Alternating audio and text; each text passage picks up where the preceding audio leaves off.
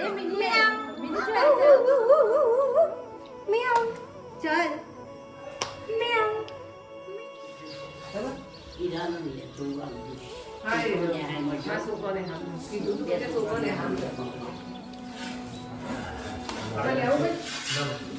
જો અત્યારે સીઝન ચાલે ગોયડીઓની તો અમે આયા હતા ગોયડીઓ ખાવા અને અમે જવાનું ઘઉં વાપવા માટે તો જો શીરો ચીકડી અને દૂધ લેવડો ખાવા અત્યારે તો શિયાળાનું બંધન થઈ જાય કારણ કે રોજ ગોયડીઓ હોય અમારે કાલ આચ્યું હતું શુક્રવાર કાલની બમદા અમારે ઘેર કરવાનું ચિયો ના નતો લાવ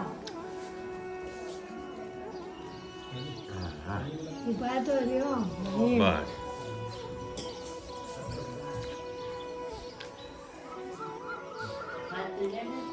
હેલો મિત્રો, જય માતાજી. તો વહેલી સવારે બ્લોગ સ્ટાર્ટ કર્યો તો આજે બાબાના અમારા ઘઉં તો જો કે ટ્રેક્ટરમાં ડીઝલ વેરી દીધું અને કમ્પ્લીટ કરી દીધું અને અમે જો આ ઘઉં પણ જોખીને મેલ્યા જો આ ઘઉં ડીએપી તો અમે લઈ ગઈએ અને જલ્દી ઊંઘતા છીએ અને એક બાજુ શાકભાજી આવીએ જો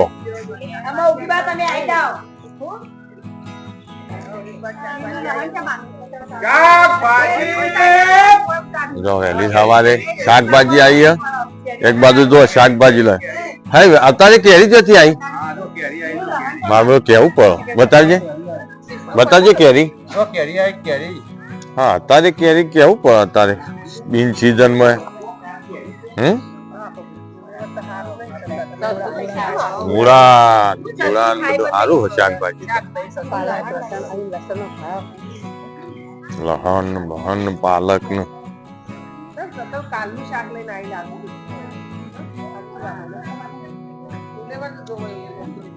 લેવડો તો અમે ઘઉં વાવવા તો જો અમાર ના આવ્યો ઘરનો એવું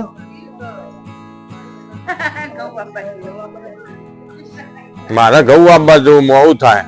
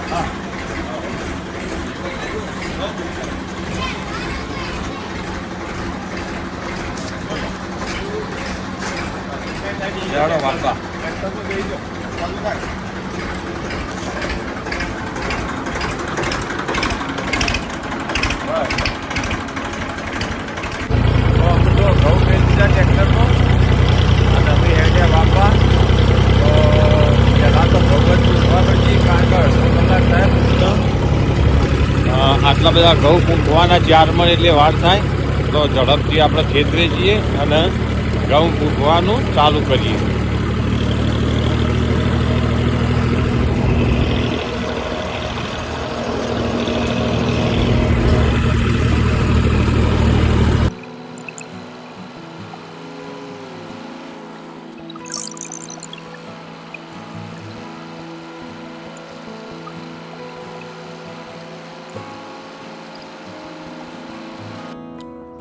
તો અમે જો વહેલી સવારે આવી ગયા ખેતરે, જો કે આજ તો ઘઉંનું વાવેતર કરવાનું એટલે અમારા લાલજીભાઈ જો ટ્રેક્ટરમાં ઘઉં ઉતારે ઉભારો પકડાવું જો 2 થેલીઓ ઘઉં લાયા 2 મણ આ અને 2 મણ પેલી થેલીમાં એમ કઈ 4 મણ ઘઉં તો ડીએપી પૂંખી કાઢ્યો કાલે બરોબર. અને અમે કઈ રીતે ઘઉં આવીએ હું તમને બતાવું. જો આ ગારવેલું ખેતર હતું.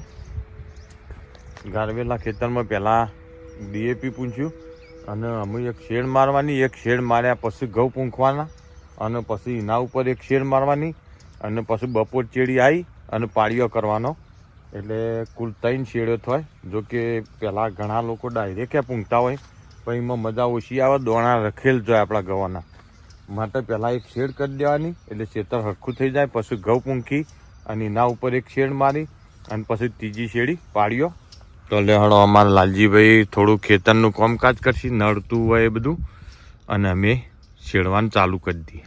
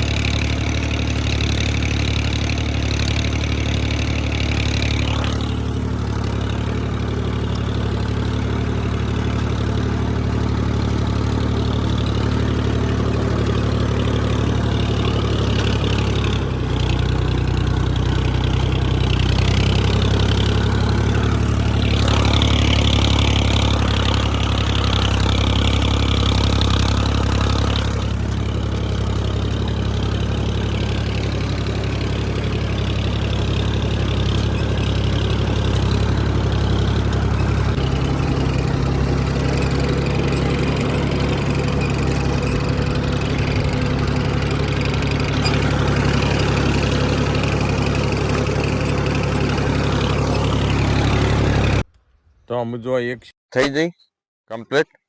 જો એક શેડ બહુ મસ્ત થઈ જાય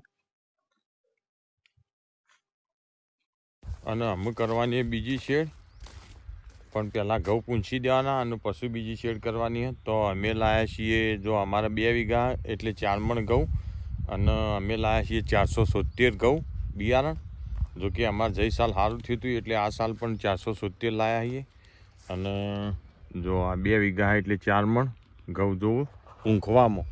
જો કે તમારે પહેરવાના હોય તો વીઘા મણ હોય, હવા મણ હોય તો એ ચાલી રહે, પણ અમારે પૂંખવાના એટલે અમે વીઘા 2 મણ એટલે 2 વીઘા એટલે 4 મણ ઘઉં લાવીએ. જો તો અમે ઝડપથી પૂંખી દઈએ, પછી એક શેડ મારીએ ને પછી પાડીઓ.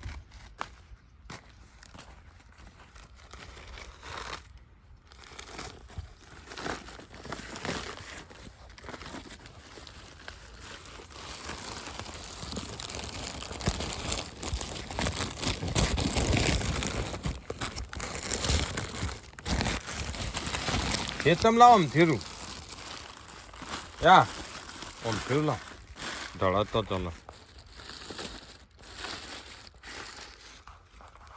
તો લેડો આમ પૂંછી દઈએ. લ્યો પકડો, ઉપાડ, આગું લઈ લો. હે આટલો મેલો, બસ બસ બસ.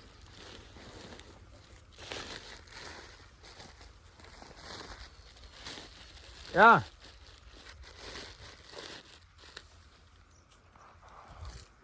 પેલી કોથળિયા વાત કહું, હોભળતા નહીં યાર. અમારા ભાગ્યો હું એ હોભળતા નહીં. યા ઈશારાથી સમજાવવા પડે. જો યા એને ખબર ના પડે હું ગમે તેમ બોલું તો. લાલજી હો આર્ય ઠેલી પેણ લઈ દો. ઓહો એક હોય રાખો ને એક પેણ રાખો. શું કરવું? ઓયથી પૂંખવા ઉપર આર્ય પેલી બાદ લઈ જાવ ને તો કા હોય ના હોય રાખવું બધું. થોડું ઓછું થાય ને, ઓછું આમાં થોડા ઓછા એકા કોથળી ઉપાડીને એ લાવું. હા તે એમ કરો હળો. હા એમ કરો. ઓછી રાખી ઉપર. હા હા બરોબર એમ કરો.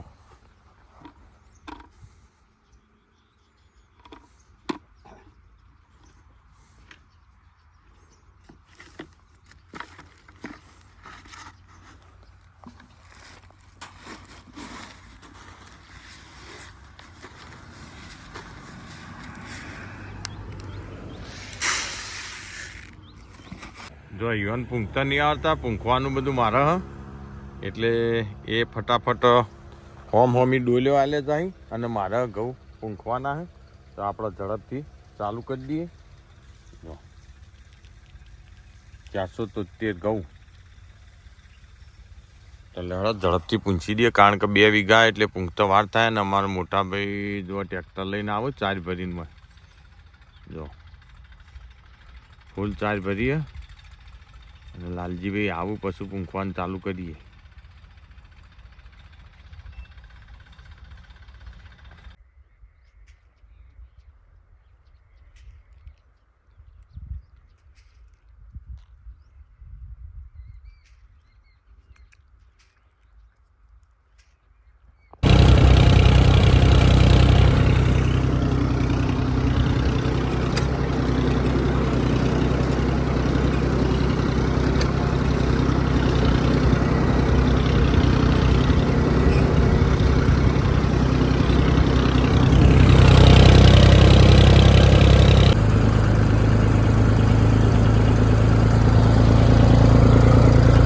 ખેતરમાં 2 શેડીઓ કરી દીધી અને ત્રીજી શેડ કરવાની પાળીઓ કરવાનો પણ ગલતી બીજી લેવાની વાડીઓ કરવા માટે.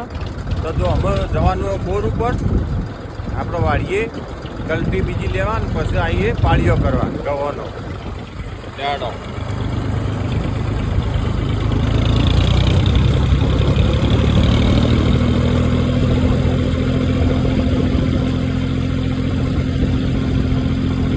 પાળીઓ કમ્પ્લીટ કરી દીધો બધો જો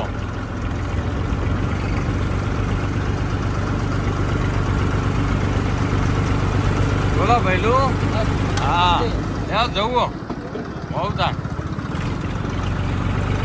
જો પાળીઓ જતનનો બધો ઓકે થઈ ગયો આપણો ઘઉં ઉગતા થઈ ગયા.